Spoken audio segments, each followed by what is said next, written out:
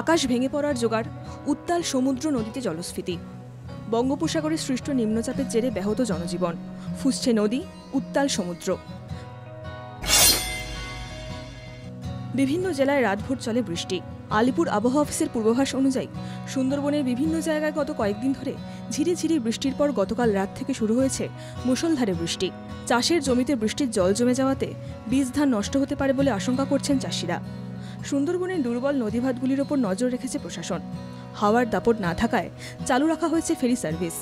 মঙ্গলবার সকাল থেকে বৃষ্টির পাশাপাশি কালো মেঘে ঢেকেছে সুন্দরবনের বিস্তীর্ণ এলাকা। কলকাতার যোধপুর পার্কে সবথেকে বেশি বৃষ্টি হয়েছে। মঙ্গলবার রাতভর যোধপুর পার্কে 133 মিলিমিটার বৃষ্টি হয়েছে। গড়িয়ায় 53 মিলিমিটার, মোমিনপুরে 38, বালিগঞ্জে 35 ও ধাপায় 34 মিলিমিটার। মানিকতলা তোপসায় 31 মিলিমিটার ও কালীঘাটে 28 মিলিমিটার বৃষ্টিপাত হয়েছে। কলকাতা সংলগ্ন দক্ষিণ 24 পরগনায় টানা বৃষ্টিতে উত্তাল সমুদ্র। আলিপুর আবহাওয়া অফিসের পূর্বাভাস অনুযায়ী দক্ষিণ 24 পরগনা জেলার বিভিন্ন জায়গায় গত কয়েকদিন ধরে শুরু হয়েছে মুষলধারায় বৃষ্টি।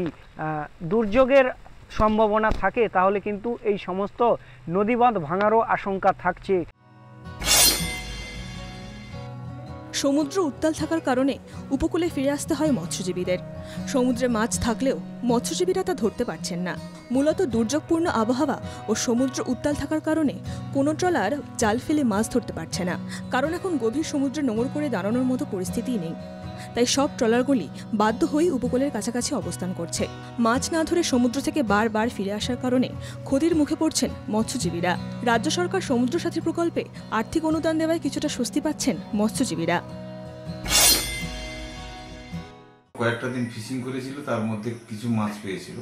তো যদিও সমুদ্রে মাছ আছে, কিন্তু ফিশিং করতে পারছে না, দাঁড়াতে পারছে না, মানে এত সমুদ্র উত্তাল, যার জন্য হচ্ছে আমাদের ফিশারম্যানরা ওখানে সমুদ্রে অত 2-3 দিন করে ফিশিং করছে, তারপরে চলে আসছে, ওয়েদার ওয়ার্নিং এর সময় চলে আসছে। অত্যাধিক বৃষ্টিপাতে বীরভূমের ময়ূরাক্ষী নদীর স্তর বাড়ায় সমস্যা দেখা দিয়েছে। জলের তোড়ে ভেঙে গেছে বীরভূমের মোহাম্মদ বাজার থেকে বরম সহ 12টি গ্রামে যাওয়ার নদীর ওপর অস্থায়ী রাস্তা। এই রাস্তা দিয়েই মোহাম্মদ বাজারের সাথে 12টি গ্রামের যোগাযোগ ব্যবস্থা ছিল। বিপাকে প্রায় 12টি গ্রামের মানুষ নৌকায় করে চলে যাতায়াত। মোহাম্মদ বাজার আঙারগড়িয়া থেকে বরম যাওয়ার যে অস্থায়ী রাস্তা, সেটি নদীর জলের তোড়ে ভেঙে যায়। তাতেই বিচ্ছিন্ন হয়ে যায় এলাকার বরম, নরসিংহপুর সহ প্রায় 12টি গ্রামের বাসিন্দারা। ব্রিজ ভেঙে গেছে, ভাষা ব্রিজ ছিল, ভেঙে গেছে। এখন নৌকায় পার হওয়ার জন্য দাঁড়িয়ে আছে। নৌকা ওইদিকে গেছে, তারপর ব্রিজ আগারগুড়িয়া থেকে ইটাগুড়ি পর্যন্ত যোগাযোগ।